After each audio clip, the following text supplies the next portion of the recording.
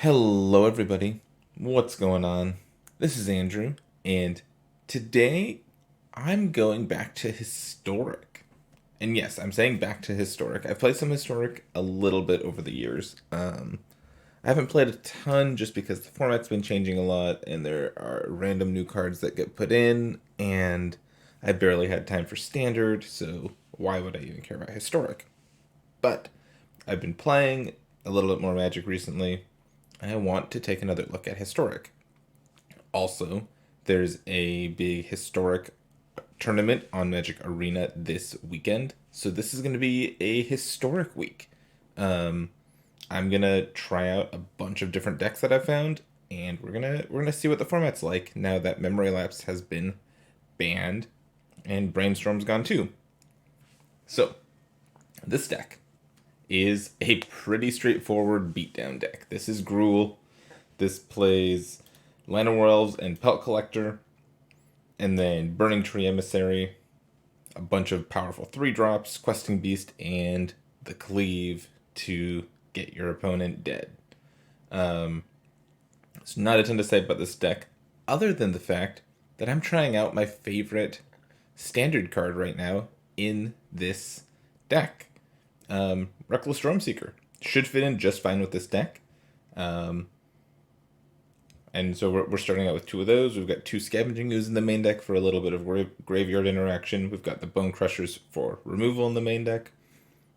Sideboard, we've got a couple random removal spells, some on-crop Crashers in case our opponents are trying to block, Rampaging Frostodons in case they're trying to gain life, Clothis for some more graveyard interaction. I'm going to try out a Moonveil Regent in the sideboard in case we need to grind a little bit. And then we've got some Shifting Ceratops to help get our blue opponents even more dead. And that's the deck. You play creatures and you attack with them. I like decks like this. I like just making our opponent answer the threats we have. If you've been watching my standard videos over the last little bit, you'll know that I've fallen in love with the green-red core there. I played a lot of Gruul Spellbreaker when it was in Standard, so I'm excited to get back to a deck like this in Historic. So we'll hop into a couple matches and see how we go. All right, Tony, let's battle. I hope you're ready to get Gruuled. Hands like this are awkward. Really awkward. Can we do better?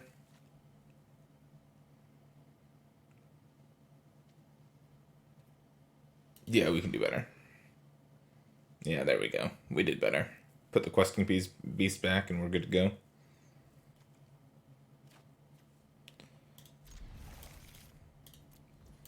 So I think here we start on this Longtusk Stalker.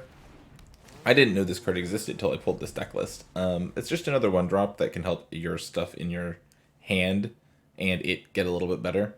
I only have 2 of these in the main deck, but I think I could see this being useful. Or it's just way too cute and it just needs to go away. I'm not sure. Dragon's Rage Channeler.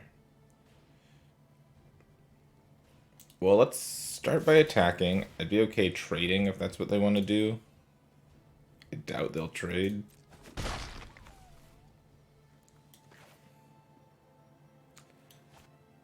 And then I think I just want to Pelt Collector this turn. Yeah.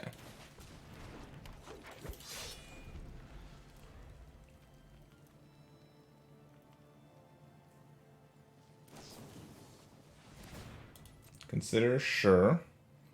We're gonna want to kill this before it before they hit Delirium. I hope they can't do it this turn.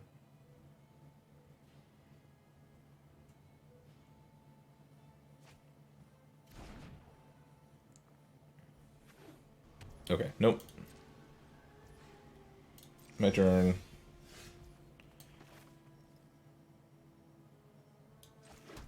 So this and something in my hand perpetually get +1/+0. Think I want to give it to the ooze. So what I'm gonna do is activate this, choose this, stomp that. Attack. Second red mana is really important. Happy to have found that. Next turn I'm just going to play the ooze and start eating stuff.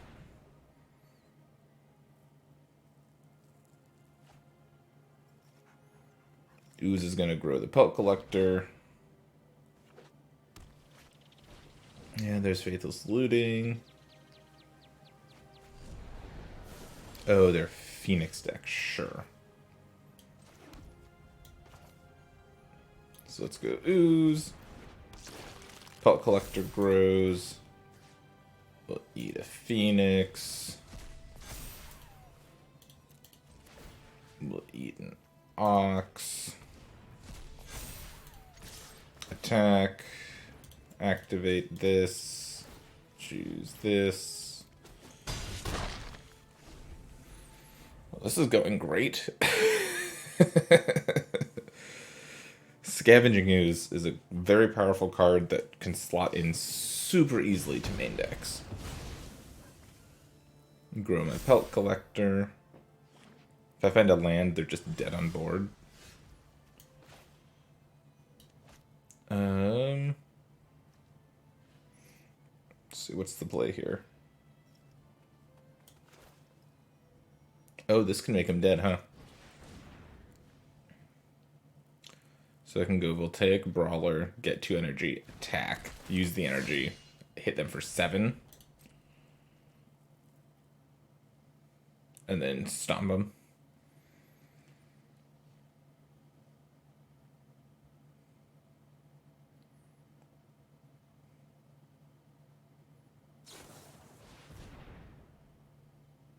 They're going to gain control of my Pelt Collector.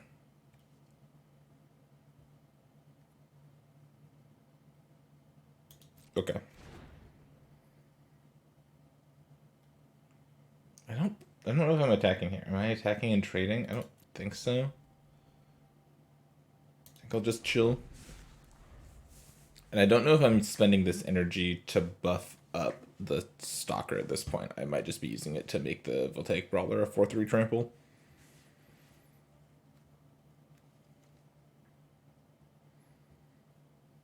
I guess I can do both, kinda, huh? Because I can pay for this when it attacks, and then when this attacks it gets me an energy, then I can do it. Okay, now they're Delirious, so Bone Crusher doesn't do anything.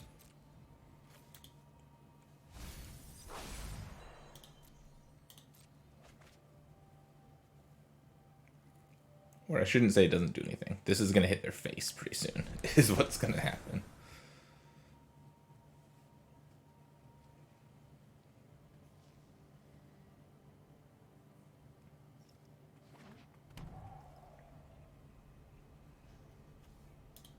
Okay, they have enough cards in their graveyard to get to flashback Ox if they want to. I'm not sure if nuking their graveyard just to get a 5/3 is what they want to be doing with their life. They agree, they don't want to. Or I guess they're just waiting on the decision because they can always do it now.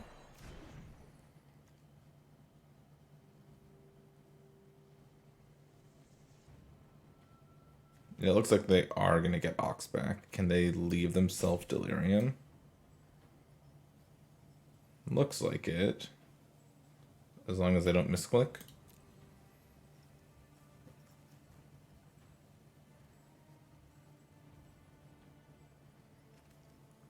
Well, as usual in this deck, Embercleave is the best draw. It just wins us the game. I'll probably just stomp their face end of turn here. And yeah, we've got the Ramunap Ruin, so we've got a little bit of reach as long as we find another red source.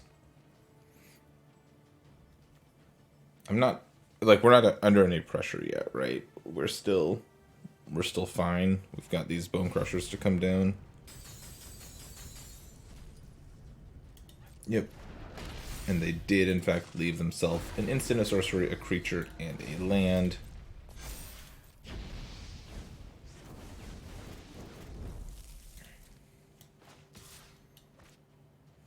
they're attacking me. That would be weird. Deal. No blocks.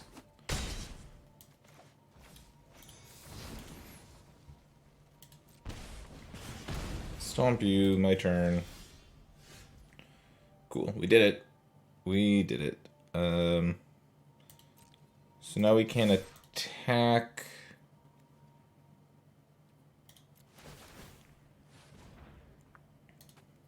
Take action. Go to blocks.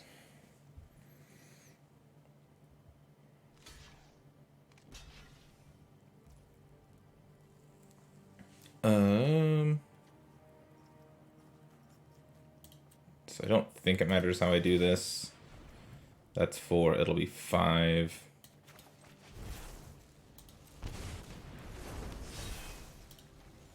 Boop.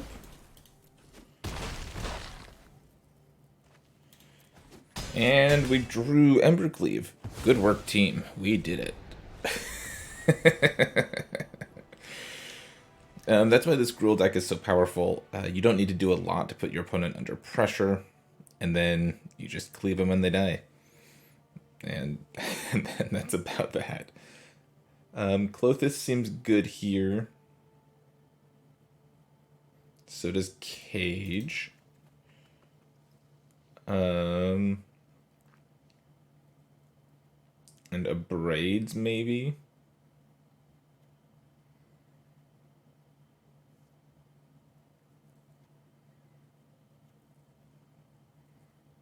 So let's see. Need to trim something.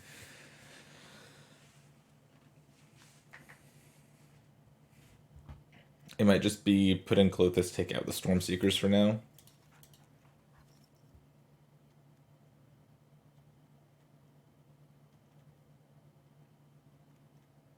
And then Stalker was really good there, actually, but I'm not sure on average how good it is.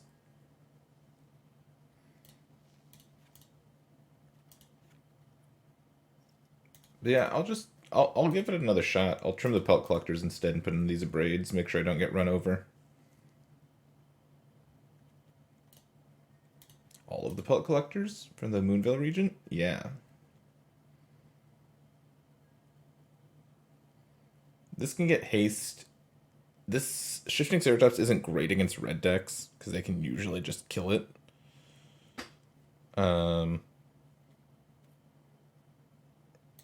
Yeah, I'll just run it back like this. There's a chance I need to put the Shifting Ceratopses in my deck also, but we'll try it without.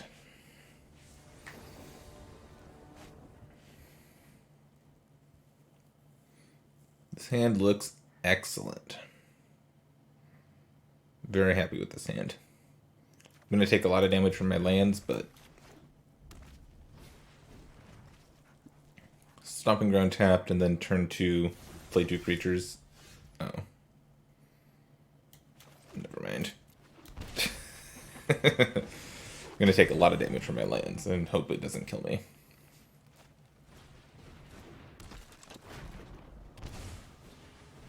Two Dragon's Rage Channelers. Well,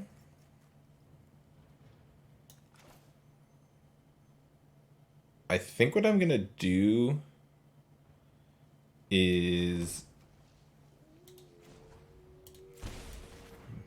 Burning Tree, then Burning Tree, and then Scooze. And Scooze is gonna eat that Phoenix. Yummy. I could have played Spellbreaker that turn, but I think getting Scooze out and using it immediately is a pretty good thing to do against the graveyard deck over there. These things suck if they can't fill up the graveyard, and if they can't kill Scooze this turn, it's going to cause them a lot of problems. It's a pretty good second turn, I'd say. Burning Tree Emissary is a pretty silly Magic card. I want to try playing the Shaman's Tribal deck that I've seen floating around a little bit. I just don't have quite enough wild cards to finish everything in the deck yet. But the creature that lets shamans double their enters the battlefield abilities seems pretty goofy. Okay, they're looking at a lot of cards here. So they're gonna try to fill their graveyard as much as they can. They have smoldering eggs. Okay, that's good to know. Can't kill those.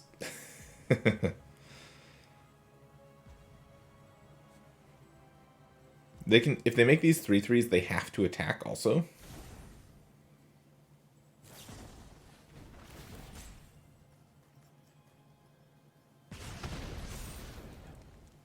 Did they mean to do that? They didn't have Delirium when they cast the Unholy Heat. It was, yeah. Oh, opponent.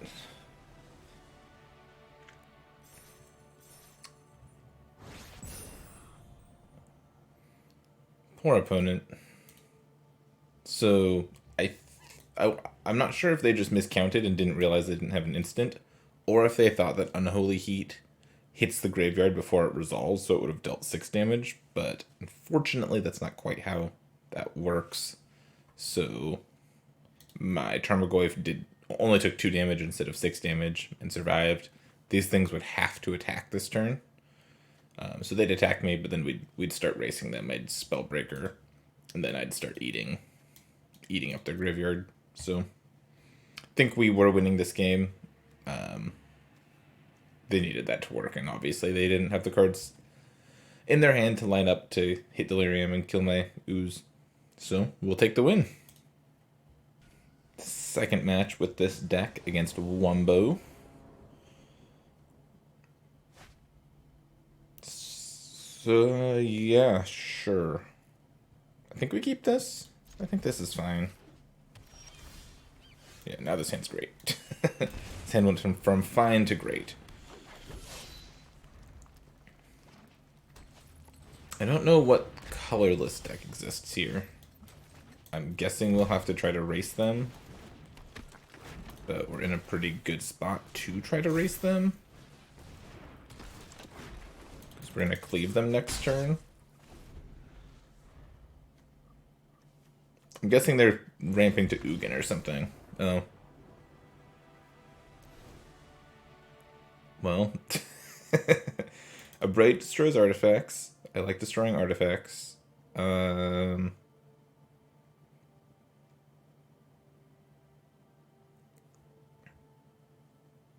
I'm not sure what else they're doing.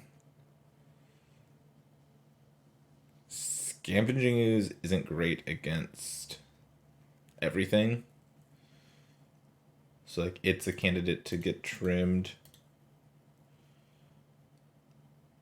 I definitely think I still want to be aggressive. I'm just wondering if that means bringing in like some on-crop crashers or Ferocidons.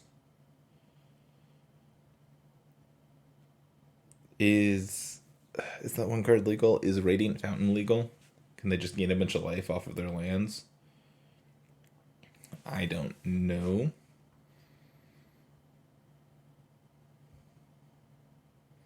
I think I'll just bring in the Abrades and hit submit.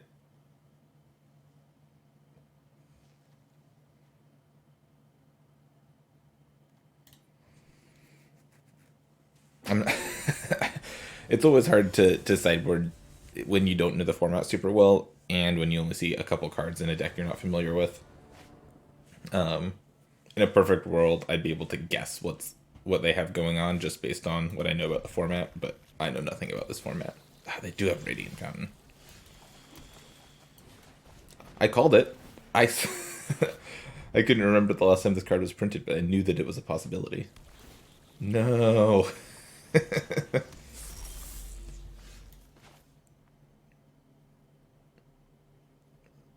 Let's see. Am I just abrading this?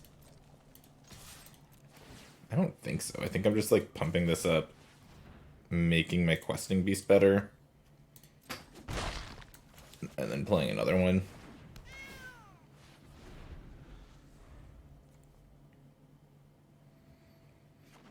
Like I think I can fight through the pacification array. I think I'll want to save my braid for something a little bit more important.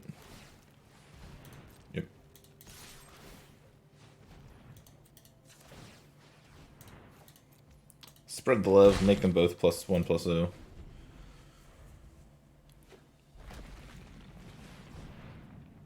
Yeah, like, I think I'm gonna Hedron Archive that, or Abrade the Hedron Archive.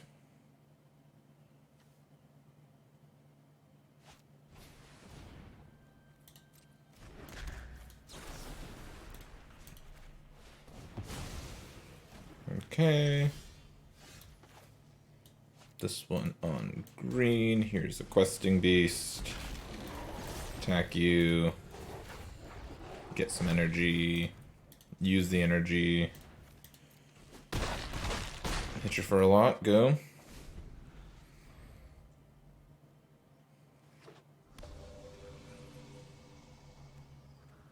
Okay.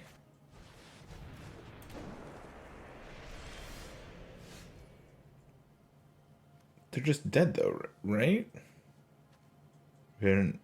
Oh, so they can use 2 mana.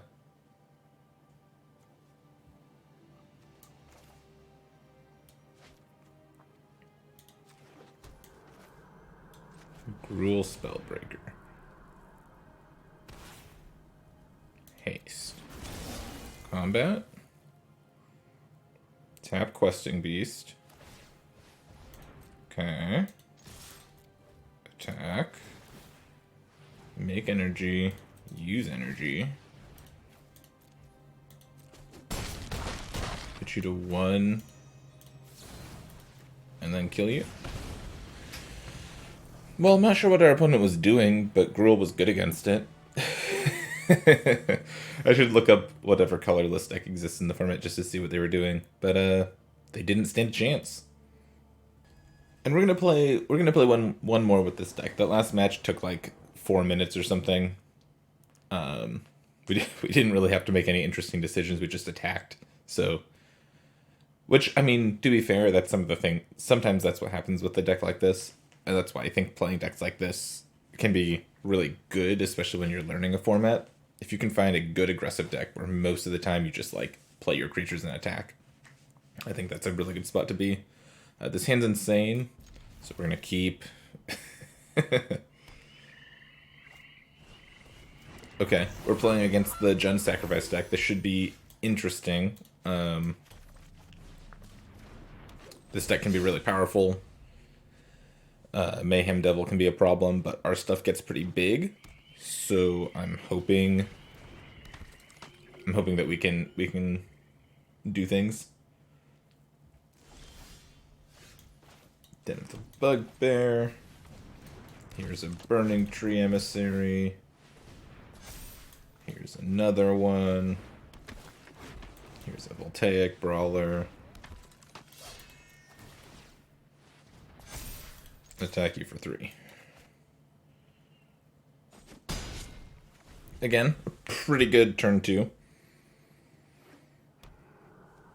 It's really good when your Burning Tree Emissaries come in pairs. It makes the rest of the game pretty easy.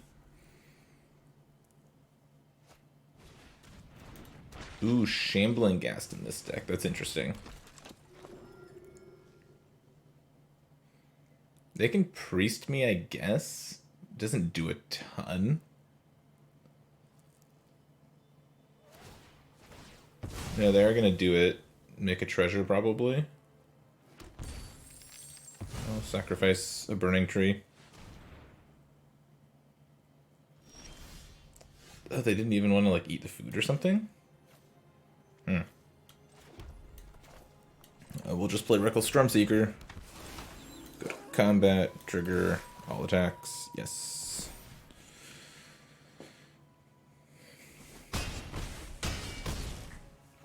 Go. They do have this food that they can eat. And Woe Strider does give them things they can use to priest, I guess.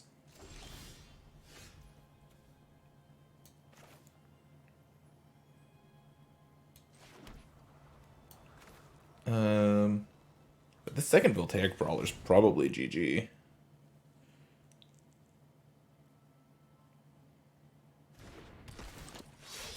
Because I can give it haste with the Stormseeker.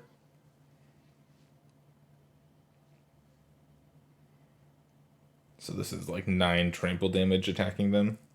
They just can't deal with that.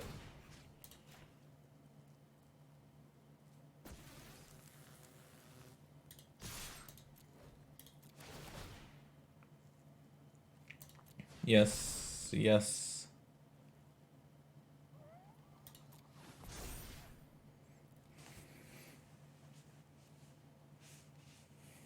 Yeah.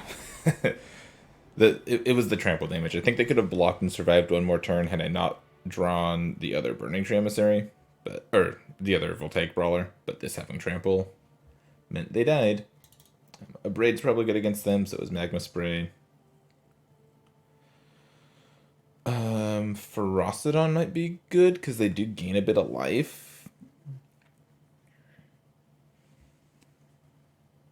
I think I'd rather play Ferocidon than Cage here. Don't know if Cage is what I want to be doing. Do I want Clothis?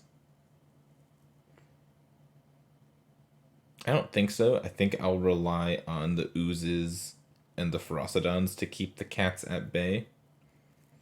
Since they have cats, I think the Longtusk Stalkers probably get a little bit worse.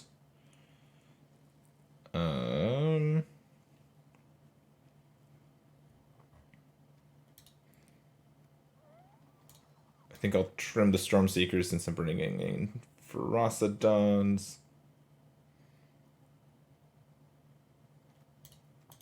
And like trim an Elf. Yeah, that seems fine. Could maybe go down to 3. Excuse me. I can maybe go down to 3 Cleaves sometimes, but Cleave is often just the best card. So I think leaving all 4 in makes sense. But yeah, we'll keep this.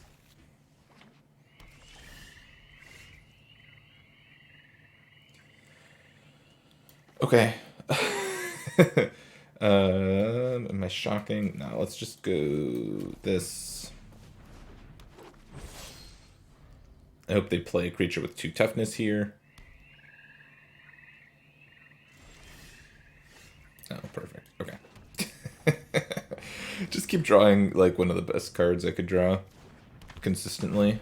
Makes the game pretty easy.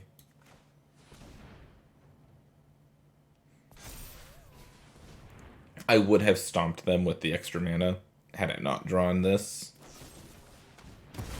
Yeah, you got it.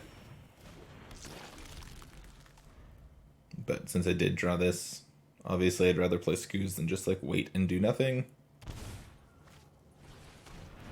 Shock Woestrider, sure. It's actually super fine. So I'm just gonna stomp it. They didn't even want to scry? What? Nom nom. All attacks.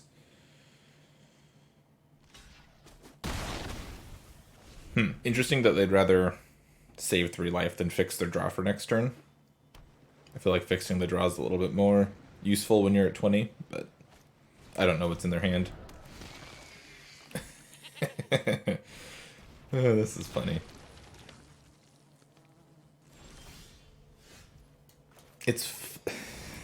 My cards are just lining up perfectly. This is really silly. Stomp that. Our opponent's probably like, are you kidding me right now? Sorry, opponent, I'm not kidding.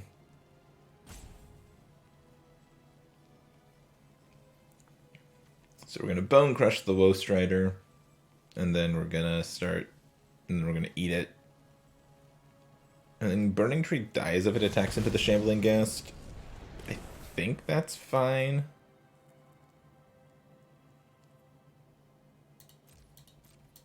Let's attack with both and see how they want to block.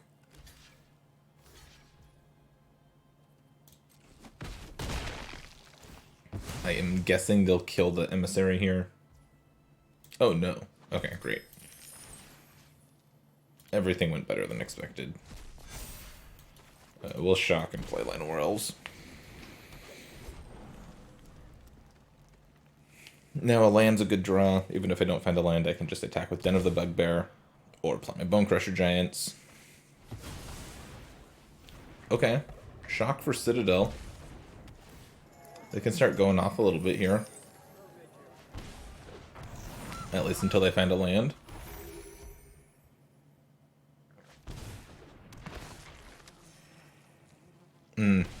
Innkeeper is a combo.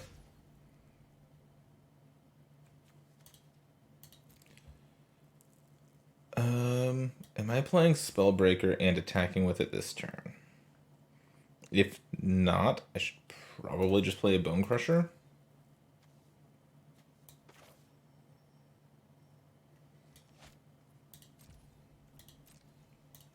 Let's go to combat and attack with these two.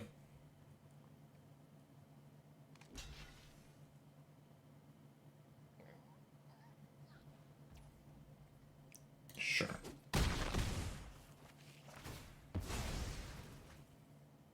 I guess I can kill my elf here. Yeah, they're not going to.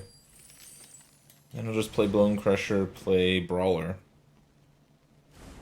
Definitely really want to find one of my Rampaging Ferocidons here.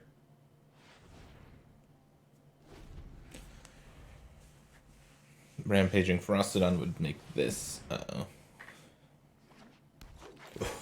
Oh no! It's one of the worst collected companies I've ever seen. Oh jeez.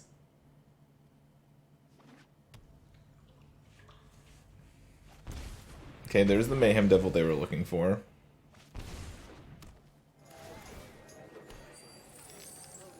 One, two, three, 4, 5, 6, 7, 8, 9, 10. They can activate Citadel and sacrifice 10 things. Oh, then I just die, right? Yeah. Cool.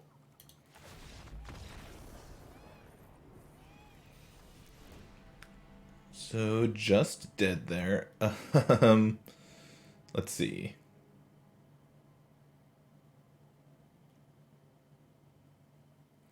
Cage is good against Collected Company and Citadel, actually. Yeah. Cage is great here. I'll trim another elf.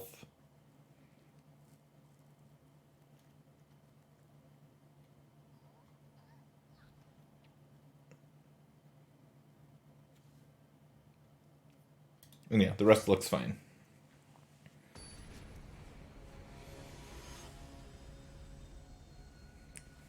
We had a sweet start there, and it wasn't even good enough? That's kind of insane. Yes, this is better. Better because I have the Ferocidon.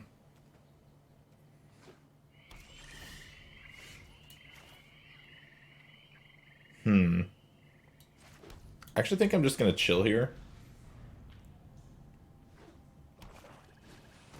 Yeah. So I'm going to stomp Innkeeper. They'll get their treasure. Now I can go Emissary into Ferocidon.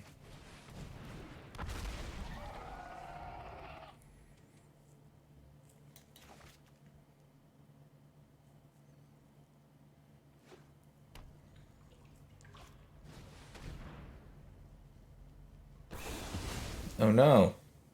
They killed my dinosaur.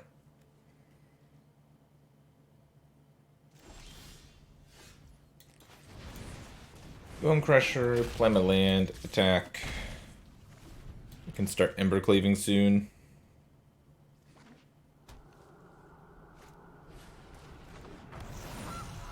Yep, there's their Golden Goose. And Mayhem Devil, okay.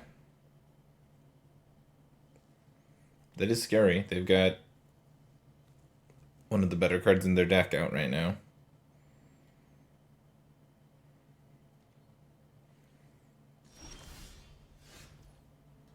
Scooze can be a good draw, but we don't have anything to Scooze right now. Let's just attack.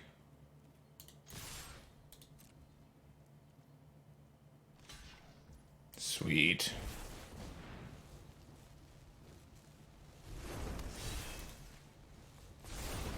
This doesn't do a ton of damage, but it does kill their Mayhem Devil, which is all I wanted to accomplish. any land is an amazing draw. Another red land lets us activate Den of the Bugbear.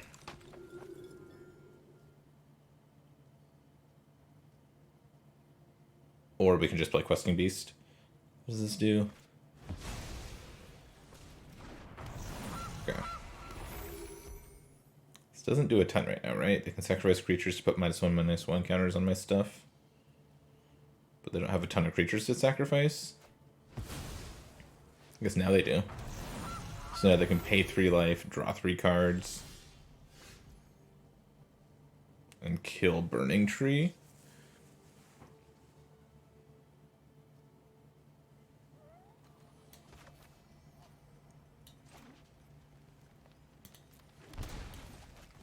Let's just play Questing Beast and attack with everything.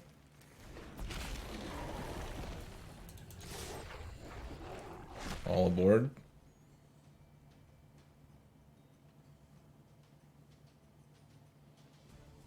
Looks like our opponent is priced into using Yawgmoth. Oh, sure, they can block with a goose, and then they can sacrifice a bunch of gooses to kill the Burning Tree. And pay a bunch of life also.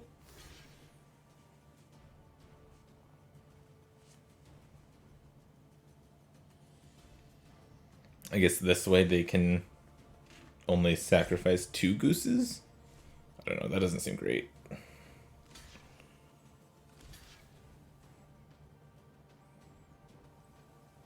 Yeah, I guess they're going to sacrifice 2 gooses. Okay.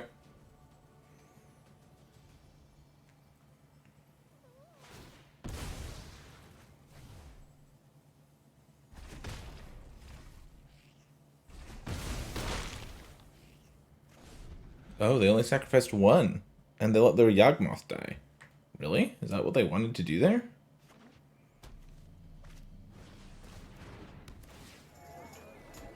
Oh, it was a human.